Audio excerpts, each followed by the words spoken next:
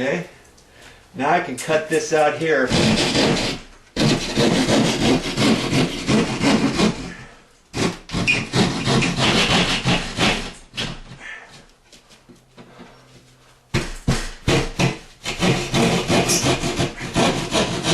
I'm hitting that bracket. There's that bracket right there. Oh, rusty bracket. What's that for, the fan? Yeah, that was the bracket. There's a bracket here and one over here that held the weight of the fan before the sheetrock went in.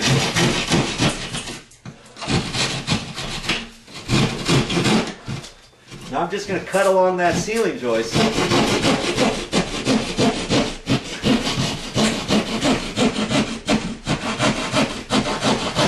I've already felt up there to make sure nothing is there. There's another metal strip right there.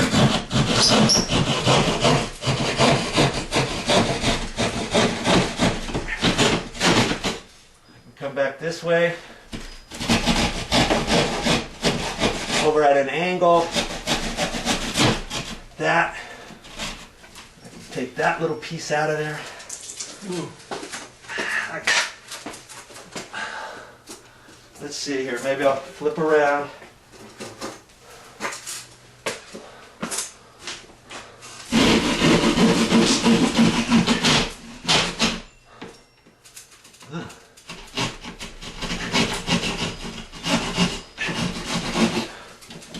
Gently pull that out.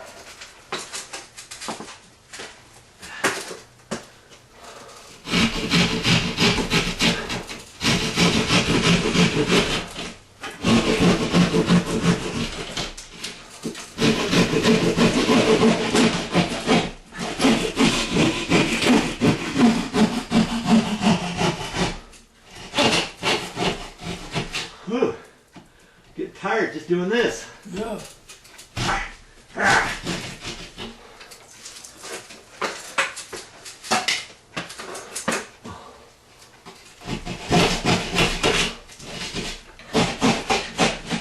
Clean up the rest of it here.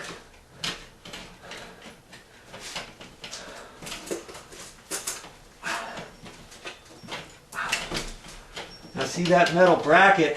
Yeah. I'm just going to leave it there. That's what I'm going to do. If I wanted it out of there, I'd have to take a sawzall with a metal cutting blade and zip that off. It's pretty thick. You're not going to do that very easily with a hacksaw. Okay, but there's no harm in leaving that. Okay, and what I'm going to do at this point is I've got to hold that sheetrock up there somehow, right? So I'm going to cut a piece of sheetrock this size. I'm pretty sure it's 1/2 inch because that's what my other patch was before, and I can even measure this, and it's 1/2 inch. 1/2 inch. And sometimes when you cut sheetrock, if you don't measure it right, you might think it's 5/8. If it's frayed off on the back side, you might get 5/8 and then find out, oh, son of a gun, it's 1/2 inch. That doesn't always happen, but sometimes it does. Or you might have sheetrock mud on here where it went over a seam or something, and you measured it quickly. You didn't really double check it. You think, oh yeah, 5/8, 5/8, yeah, it's 5/8. Or you cut it along the side here, and the back kind of pushes up, and you think it's 5/8 without taking mindful inspection of it, and you get the wrong size. Okay, so double check your piece. And if you have a patch like this, can you go to the store and get a patch this size? Well, not exactly this size. You'd probably get one 18 inches by 18 or 16 by 16, 24 by 24, something like that.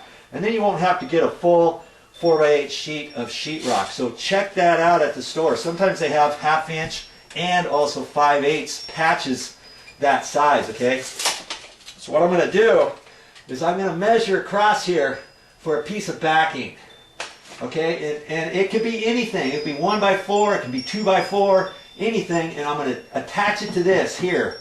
I'm going to put one on both sides, and then I can cut my piece of sheetrock. And I only have to attach the sheetrock on both sides. I don't have to have a 2x4 across here and a 2x4 across there and something here and something here. As long as I got two pieces, that's enough for this patch. Once I tape it, and put webbing tape all around that, oh, it's going to be a nice patch. Okay? So that's my next step. And I know exactly where I'm going to get my backing. I got some 3/4 inch pine, 1x4 pine that I'm going to use here. It was a piece of backing that was on that full-size trim that went across. Remember that piece of trim that went across the cabinets at the top? Well, the back piece was a piece of 1x3, I guess it was, pine. Well, instead of throwing that away, I saved that so I could use it here.